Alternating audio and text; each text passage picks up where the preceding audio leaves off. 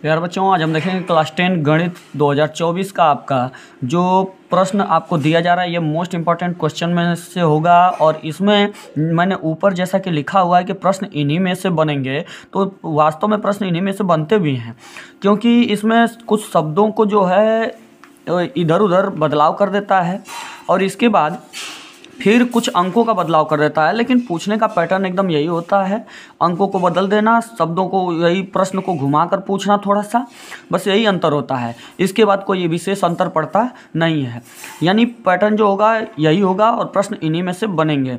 पिछले कुछ 10 क्वेश्चन हमने आपको दिए हुए थे, उन 10 क्वेश्चन को हमें आशा है कि आप तैयार कर लिए होंगे। ये अगला 10 क्वेश्चन हमारा इंपॉर्टेंट क्वेश्चन में से होगा जिसे आप तैयार करेंगे। इसमें पहला प्रश्न होगा आपका कि सिद्ध कीजिए कि √2 एक अपरिमेय संख्या है। यहाँ पे मैंने √2 लिखा हुआ है। यहाँ पर आपका जो है √2 के स्थान पर आपका √5 √3 वगैरह इस टाइप की √5 √7 2 √7 सपोज दैट इसी तरीके से कुछ चेंज हो सकता है आपका।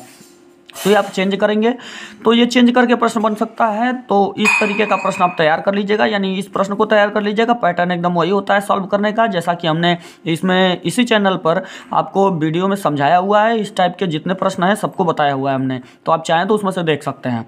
इसके बाद अगला प्रश्न जो दूसरा है, 2 अंकों से बनी किसी संख्या के अंकों का योग 9 है। यदि संख्या के अंक उलट दिए जाएँ तो बनने वाली संख्या मूल संख्या से 27 अधिक होगी, तो संख्या ज्ञात कीजिए। यानी 2 अंक की संख्या है तो उसमें से अंकों का योग दिया है कि 9 है, और उनमें अंकों को अगर उलट दिया जाए तो अंक उलट देने के बाद यदि उनका जो मूल से यानी कि जो पहले वह 2 अंक की संख्या थी उससे तुलना किया जाए तो 27 अधिक हो गई कौन, जो बाद में बनी हुई संख्या है। तो जो उसमें वास्तव में वो 2 अंक की संख्या आपकी कौन सी है उसे बताना होगा, ये आपका पूछेगा।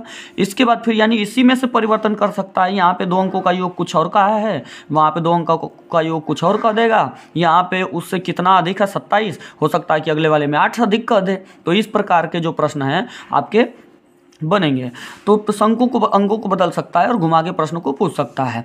इसके बाद फिर एक रेलगाड़ी एक समान चाल से 300 किलोमीटर की दूरी तय कर रही है। यदि यह 5 किलोमीटर प्रति घंटा अधिक होती है तो वह उसी यात्रा में 1 घंटा कम समय लेती है। रेलगाड़ी की चाल ज्ञात कीजिए। तो ये आपको ये भी प्रश्न बताया गया है, ये भी आप चाहें तो इसी चैनल पर बनाए हुए वीडियो में से आप देख सकते हैं, अच्छे तरीके से समझाया गया है आपको। इसके बाद फिर 15 सेंटीमीटर की त्रिज्या वाली, यानी इसमें से भी आपको मान बदल देगा, किलोमीटर का चेंज कर देगा, स्पीड चेंज कर देगा, समय चेंज कर देगा, कुछ परिवर्तन करके वगैरह आपको दूसरा नया क्वेश्चन बना देगा। आप जानेंगे कि दूसरा नया क्वेश्चन है, लेकिन पूछने का तरीका यही होगा।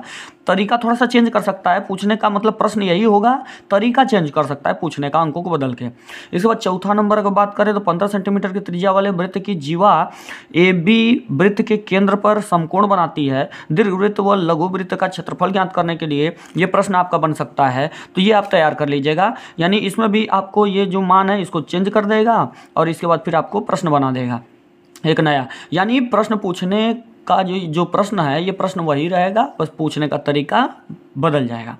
5वां जो प्रश्न है, भूमि के एक बिंदु P से 10 सेंटीमीटर ऊंचे भवन के शिखर का उन्नयन कोण 30 है और 30 अंश है, और भवन के शिखर पर एक ध्वज को लहराया गया है। P से ध्वज के शिखर का उन्नयन कोण 45 डिग्री है। ध्वज दंड की लंबाई और बिंदु से भवन की दूरी ज्ञात कीजिए। इसमें भी आपका ये कोण बदल सकता है, जो उन्नयन कोण है वो आपका बदल सकता है, दूरी बदल सकता है, यानी कि उसकी ऊंचाई बदल सकता है। ऐसे ऊंचाई बदल के आपको नया प्रश्न बना देगा।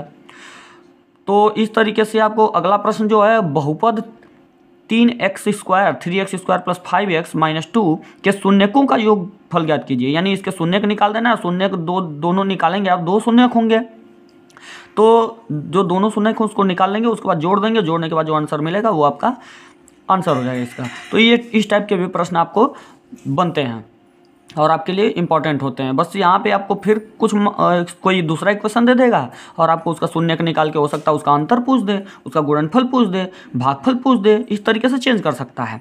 तो आप भ्रमित ना हो, एक पैटर्न आप चेंज कर देंगे इसका, तो फिर ये जरूरी नहीं है कि ये प्रश्न दूसरा हो गया। इसके बाद फिर द्विघात, यदि द्विघात बहुपद K - 1 इन ब्रैकेट है और इसके बाद x² प्लस के एक्स प्लस 1, यानी एक्स स्क्वायर का गुणांक के माइनस 1 है, एक्स का गुणांक के है और प्लस 1 के शून्यकों में से एक शून्यक 3 है, यानी इसके शून्य कितने होंगे, 2 होंगे, तो 2 में से एक 3 है और दूसरा शून्यक आपको ज्ञात करना है, उसका मान निकालना है। ये प्रश्न आपका बनेगा। इसके बाद फिर अगले प्रश्न के बारे में देखा जाए तो दो क्रमागत धन पूर्णांक सम संख्याओं के वर्गों का योग 340 है, संख्याएं ज्ञात कीजिए। यानी दो क्रमागत धन पूर्णांक और सम संख्या है, तो सम संख्या है तो उसके वर्गों का योग 340 है, यानी कि वर्ग करके वो यदि उनको जोड़ दिया जाए तो 340 आता है। तो संख्याएं ज्ञात कीजिए कि आखिर वो दोनों संख्या कौन सी हैं। यदि 1/x² प्लस 5 बराबर 1/9 है तो x का मान ज्ञात कीजिए। यानी इस टाइप का आपका क्वेश्चन बनेगा, क्रॉस मल्टीप्लिकेशन करके इक्वेशन बनेगा, इक्वेशन सॉल्व कर देंगे द्विघात समीकरण से और उसके बाद फिर आपका आंसर मिल जाएगा। तो इस टाइप के प्रश्न भी आप तैयार कर लेंगे, इसको अवश्य लगाइएगा। उसके बाद पुनीता की 2 वर्ष पहले आयु और अब से 4 वर्ष बाद की आयु का गुणनफल, यानी उसके 2 वर्ष पहले की जो उम्र रही हो, पहले वर्तमान मान लेते हैं, 2 वर्ष पहले चले जाते हैं, वो उम्र निकल जाएगी। फिर वर्तमान हमने माना था, उससे 4 वर्ष आगे चले जाएंगे, वो उम्र निकल जाएगी। दोनों उम्र का 2 वर्ष पहले की और 4 वर्ष वाली दोनों का गुणा कर देंगे। गुणा करने के बाद क्या होगा कि जो आयु का गुणनफल उसकी वर्तमान आयु की दुगुनी है, तो उसमें दुगुना का अंतर पड़ेगा, तो 2 का। तो इसके बाद आप क्या करेंगे कि इसमें 2 गुने से 1 अधिक है, यानी उसमें जो अंतर है वो एक वर्तमान आयु के दुगुने से, यानी दोनों का गुणा कर देंगे। गुणा करने के बाद उसका दुगुना है, दुगुना से वो 1 अधिक है वर्तमान आयु के दुगुने से, तो इसका मतलब 2 का गुणा होगा और प्लस 1 कर देंगे, और अधिक है तो उसकी वर्तमान आयु ज्ञात कीजिए। तो इस तरीके से आप आयु वाला भी सवाल हमने बताया हुआ है। यदि आप चाहें तो इसी चैनल पर वीडियो देख सकते हैं और कर सकते हैं। हमें आशा है कि आप ये सारे प्रश्न अवश्य लगाएंगे, और पिछले जो प्रश्न हमने दिए हुए थे 10 प्रश्न वो भी लगा लिए होंगे। पैटर्न चेंज कर सकता है, सवाल यही होगा। शुक्रिया।